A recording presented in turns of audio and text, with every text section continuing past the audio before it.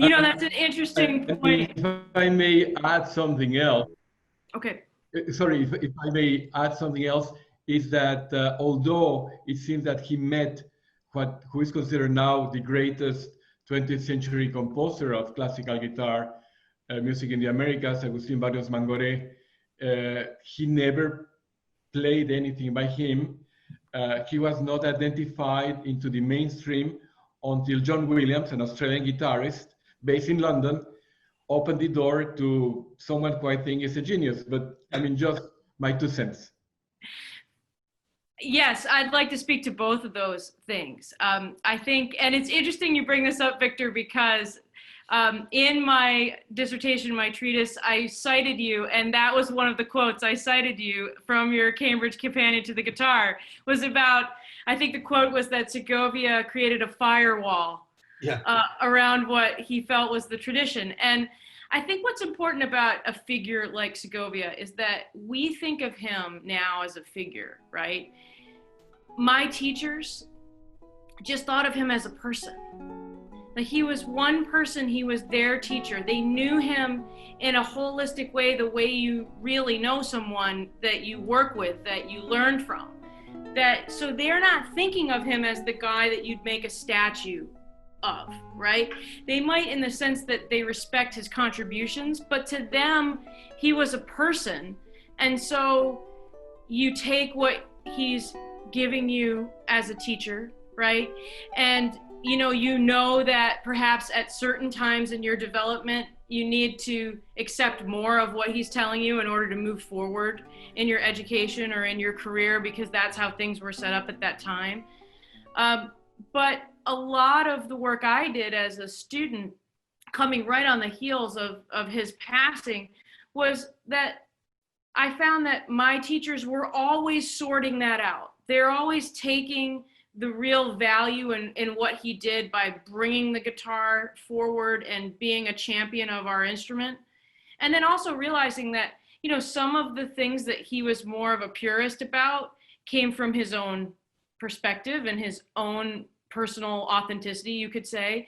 And some of it came because he really felt like there are decisions he had to make in order to move forward with what he was doing. And his real goal at a certain point in his career was to have the guitar looked at as a classical instrument on par with the violin, on par with other stringed instruments and the piano, and bringing other styles in, bringing in traditions that were tied to popular music in some way, he felt was diminishing his ability to do that. And so I think he really felt like he was on a mission, and he had a strong sense of the music he felt comfortable playing.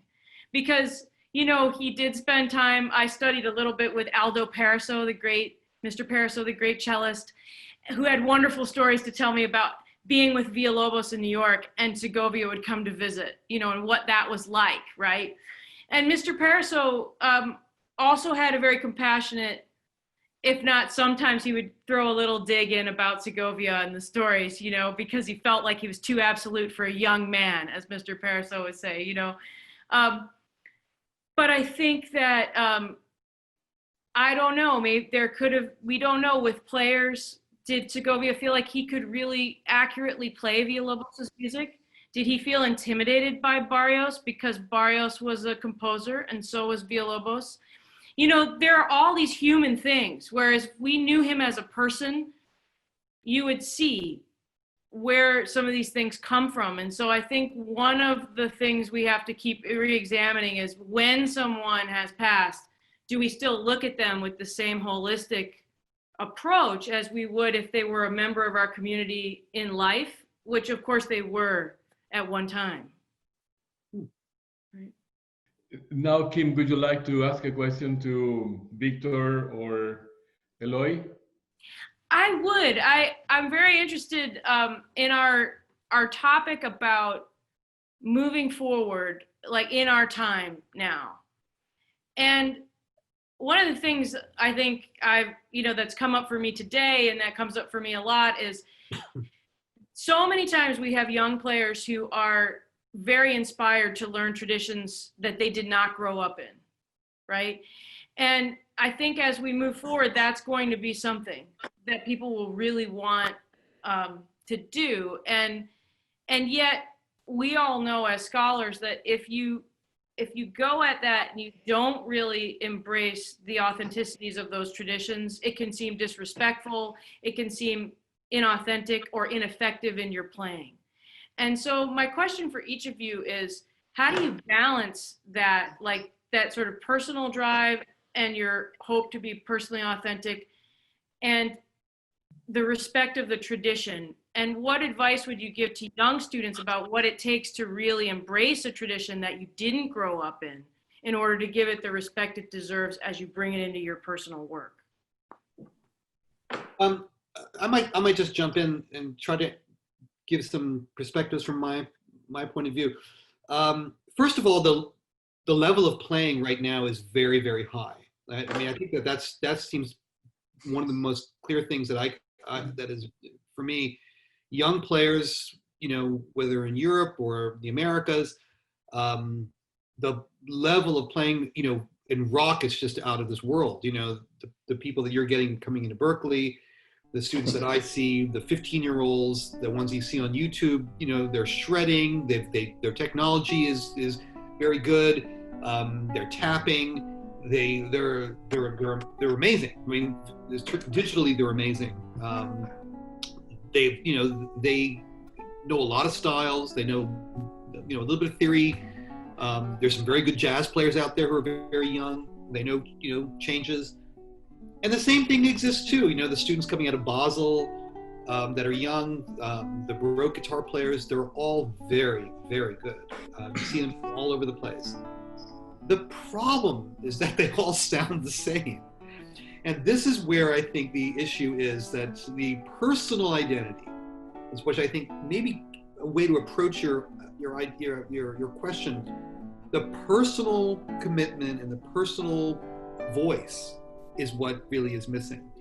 And that's something, I mean, the same thing coming out of Berkeley, I think the players are very good, all incredible, but they all sort of sound the same a little bit. They all get work in the studios, and maybe that's the way to do it, is that they all have their credential to be able to be great studio musicians, etc. They're great imitators. They have great fingers. And the same thing with Baroque players and Renaissance lute players. They seem to all have the same tone. They all tend to play the pieces the same tempo.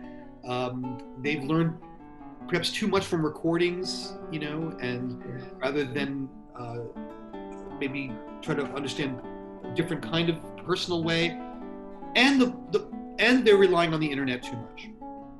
And that is that they're downloading too much tablature. They're downloading too many YouTubes, and that I think has really affected Renaissance players and Baroque players. And that is that Eloy and I, of course, always, and you too in the classical world, always went back to the sources. That was the fundamental aspect, was that you're playing always from originals, not from a translated diplomatic transcription of it of some kind. And this is a huge difference, Julian Bream went back with on the British Library, and this is, I think, a really big issue. I teach, students that come into historical performance, masters in DMA program, but knowledge of the sources is almost is non-existent. Knowledge of early notations is non-existent. So in that way, I think it's there's the challenge for me is we might need to return a little bit to those early days of the authenticity movement, just a little bit, just a touch, even though it's difficult to think of authenticity really. What is it, I play Baroque guitar. It sounds, for me, it's a modern instrument, right? I'm not playing old music. I'm playing the here and now music. That's how I see it. But I would not mind a small return to that authentic movement and moving back to source work again.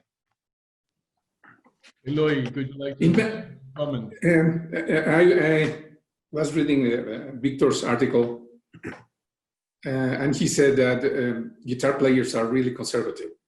That they really want to go to the sources and so on.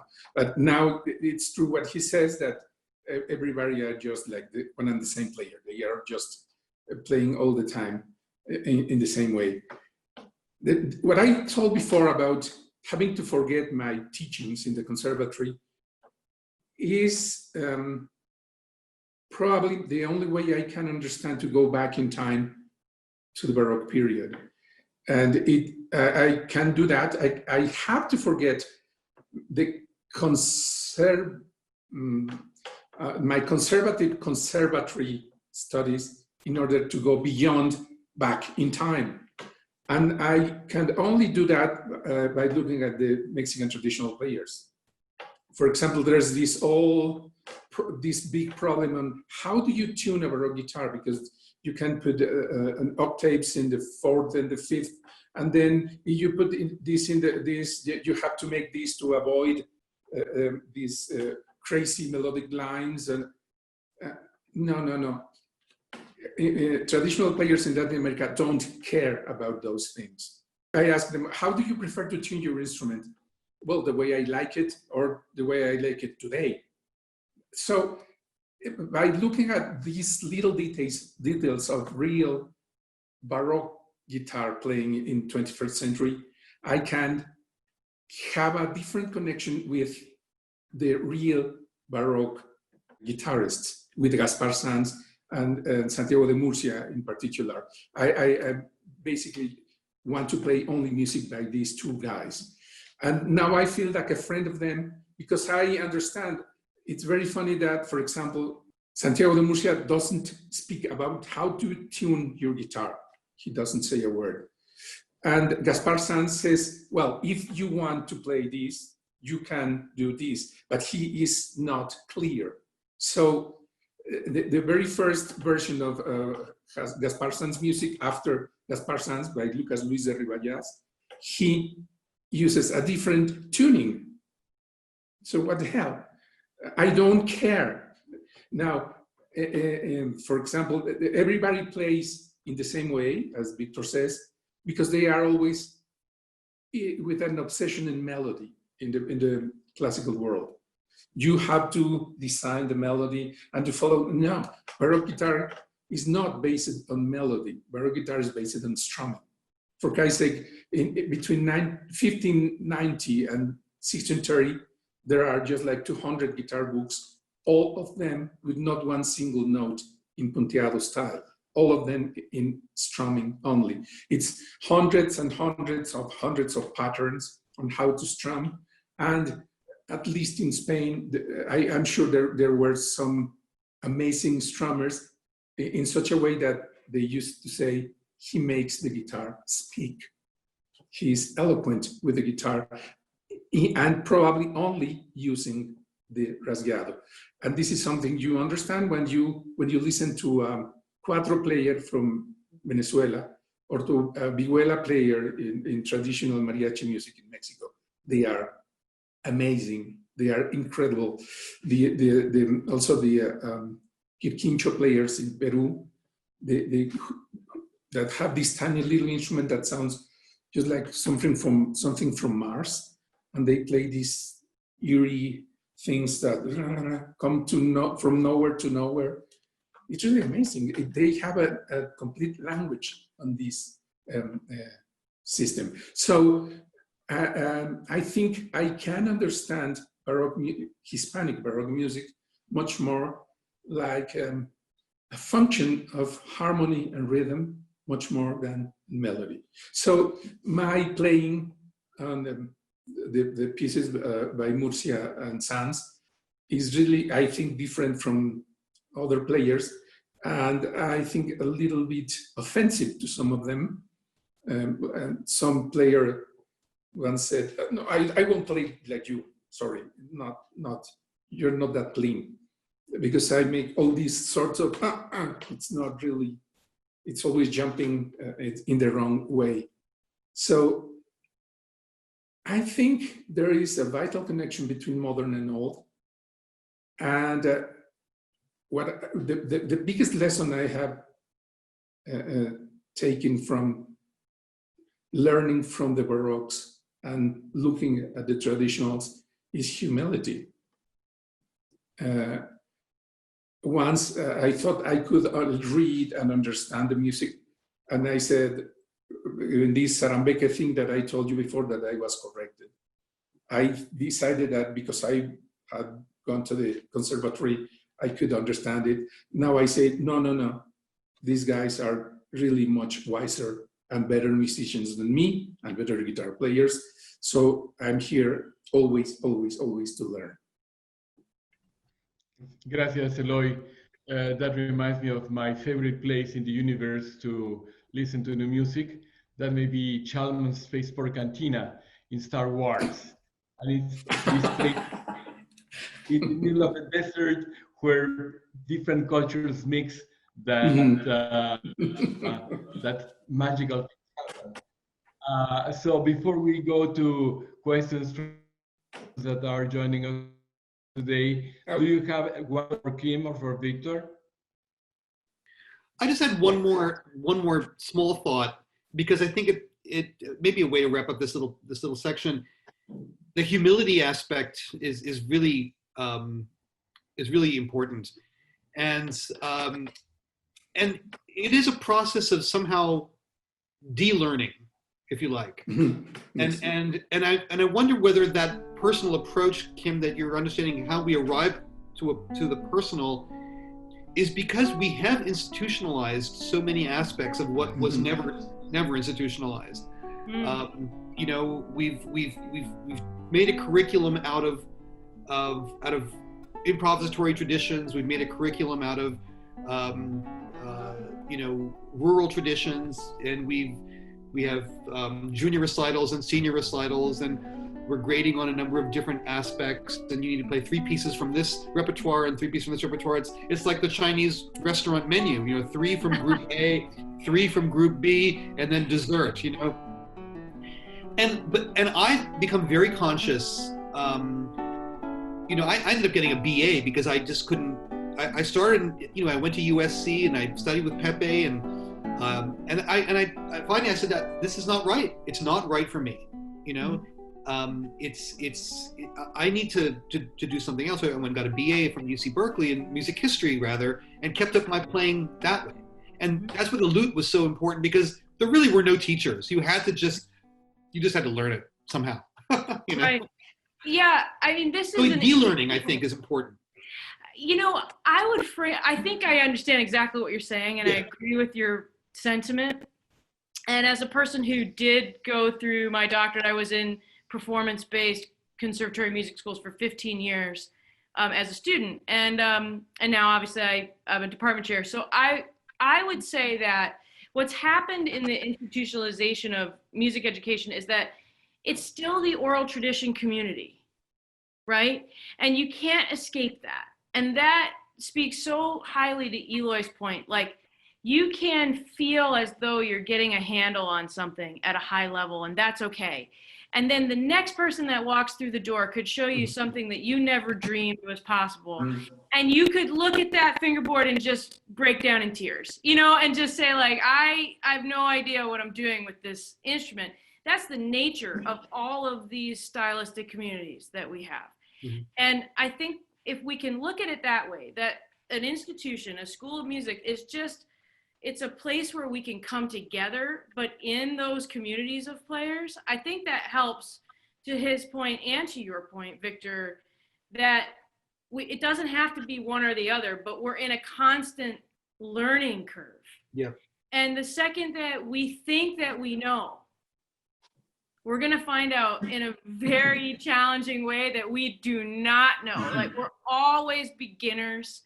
And if we could look at our institutions of teaching music as just a place where beginners come together for the rest of their lives, I think that is a better way of looking at it. And I think that helps that previous point you made too about, you know, does everybody sound the same after undergrad? Well, maybe they do, because they're still beginners. And then so how do we continue to help them develop their own voice as they move on? Because you don't go to college for 4 years to become an expert.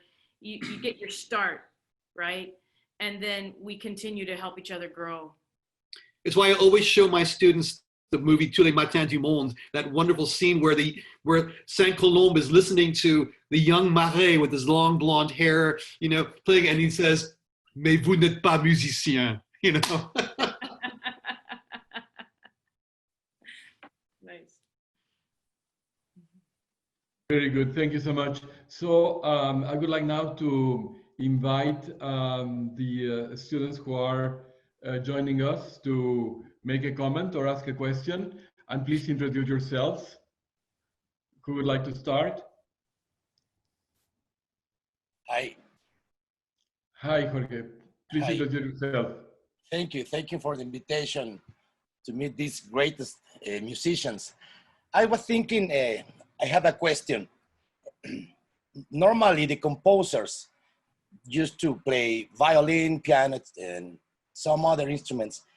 How is the way that the guitarist players conceive the musical ideas? Because normally, the composers used to think about the companion, the harmony, by one step, and the progression on. In these days, we are not thinking about the traditional harmony, but just about the sound, sometimes about the rings, and the melody by another side. But the guitarist players always have a different way to conceive the music in their minds. So I would like to ask to any one of you who try to answer me that question, how is the way to conceive that, think the sound of the music? Because I was thinking about the jazz, about the traditional music, the Baroque style, and even the contemporary styles of music. I was listened to different musicians, and always they are thinking in a different way. The song is completely different. Even if we think about Villalobos or and the Mexican composers, and maybe Castro, or maybe, I don't know, there are so many composers. What do you think about, who of you can answer me that question? Well, Kim, you're the composer, yeah. I have a quick answer to that question. Thank you for that question. It is really interesting, right? Because we tend to think of our instrument as our voice. And then how does that affect when you have a guitar versus a piano or some other instrument? I wanted to offer to you that when I was in graduate school, I studied with Seymour Bernstein, who is a pianist, and he's written several books and was a concert pianist. And in studying with him, you had to send him the music you were going to perform in the master class on the guitar, and he would learn it on the piano. And so for the beginning of your lesson with him, you would sit and he would play your piece for you on the piano. Okay. And then you would perform it for him on the guitar. And right away, what it helped was exactly what you're describing. Like, you can hear how the guitar itself influences your interpretation. And that might be fine, right? The way we hear is connected to our voice. I think it's very interesting when you can go to another musician or take another instrument and play something in a different way, and just see if that changes the way that you hear it. And that was a really good education for me, because then moving on from that experience, I did understand that the instrument itself affected the way that I heard the music, even if I didn't recognize it. Thank you. Thank you very much. You're welcome. And just to, I think Villalobos was the first heavy metal guitar player because of all those fantastic parallelisms, that take place. Yes, totally. You could not, listen to Etude 12 and tell me, oh my God, like, if Jimi Hendrix could have heard that, right? or the 11 and 12. I can't even believe that there wasn't really rock guitar for him to write that. That was ridiculous. You're totally right. There is a recording of Villalobos playing the Preludes, isn't there? I think so. I've never heard it. I've not heard it. Yeah, I've seen the handwritten. The handwritten scores are interesting because when he wants you to play something louder, he makes it bigger, like physically bigger. It's really cool, Yeah. Yeah. Okay, thank you very much. Thank you very much.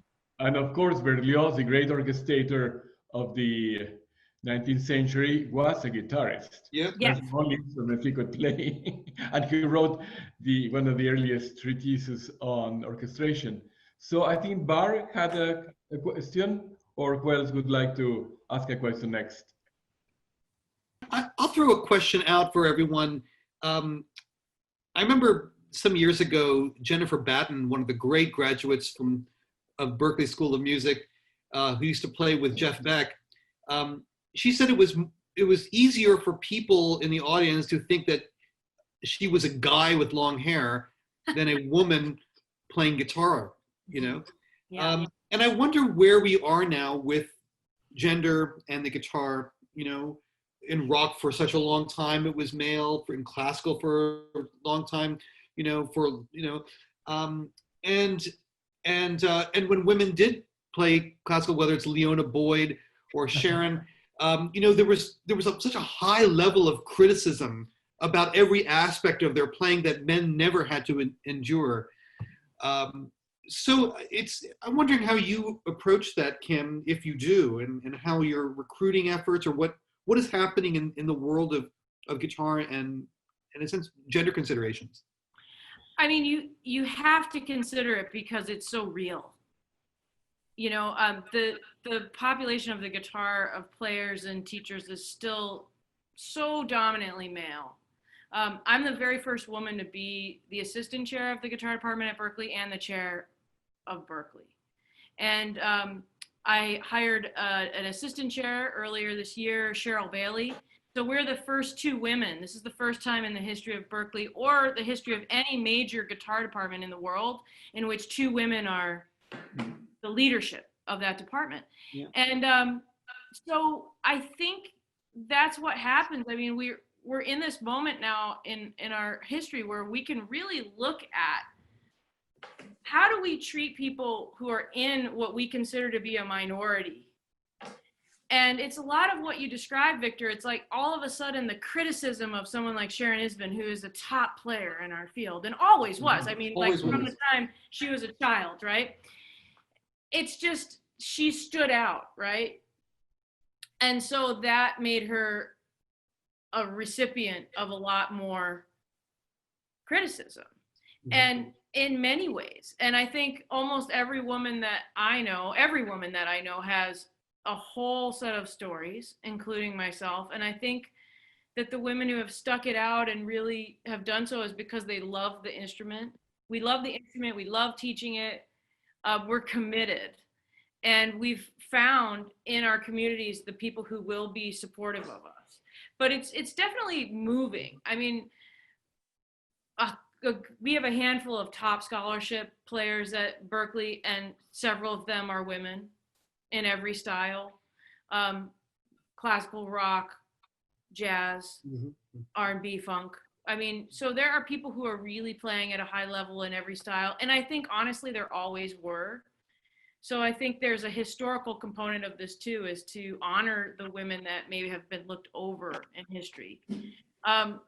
And I'm not really sure. I think that those of you here, you and Eloy, who are historians, might be able to speak to this. I think that sometimes our perspective is based on like, who is your teacher and who is your teacher's teacher? Yep. And if all of those people were men, you kind of get this sense that maybe it was all men going back. And then as you start to branch out and you start to see that, no, there were really amazing women in our past in the classical guitar and in every style. And we can honor them in a different way and present that to young players, both men and women, because I think we all should support the young women players. And I think we also have to make sure that both men and women know that there's a deep history of both men and women contributing to our styles, or it will just kind of keep perpetuating that this is like, oh, this is the girl who we have to, accept. Do you know what I mean? Yeah. Yeah. So yeah, it's a big issue, and we're hoping that things are moving in a direction that's positive. Right. There's another girl here who plays guitar, and I think she wants to say something. Diana? Yes, Diana, please introduce yourself. I would like to know your opinion about an area that interests me a lot. In what way do you consider that playing repertoire of composers who did not play the guitar helped the guitarist? I think that the composers, if they didn't play the guitar, did not have the limit of their technical capacities. But I think in musical phrasing and in articulation, we as guitarists can have many options, and I don't know, I would like your opinion. Well, Benjamin Britten's Nocturnal is the supreme example of one of the most wonderful pieces of the 20th century written by a non-guitarist, really, I think. Yeah.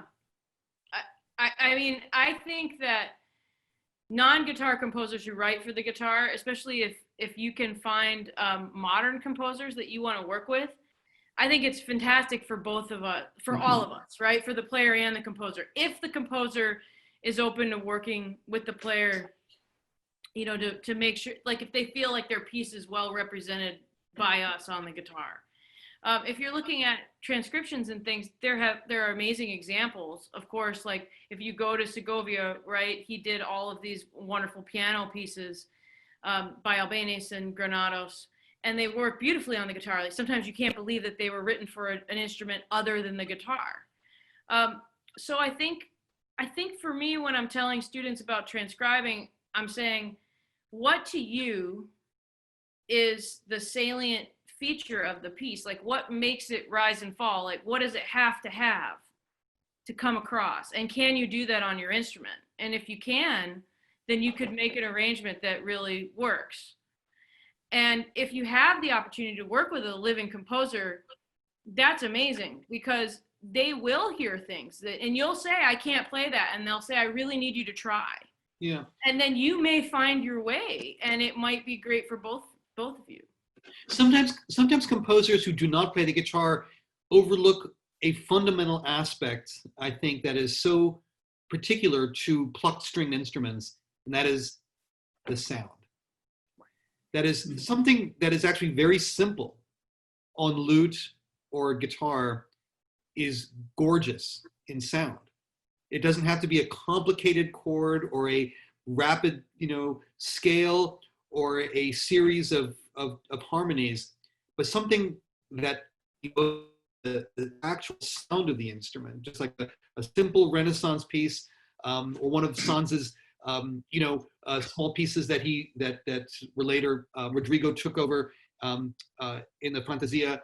Some of those pieces, there's something about just the sound of the instrument, its resonance, that is so critical to what a guitar piece is. And that sometimes I think composers often don't, at least I would say composers need to consider that aspect as much as the technical vocabulary.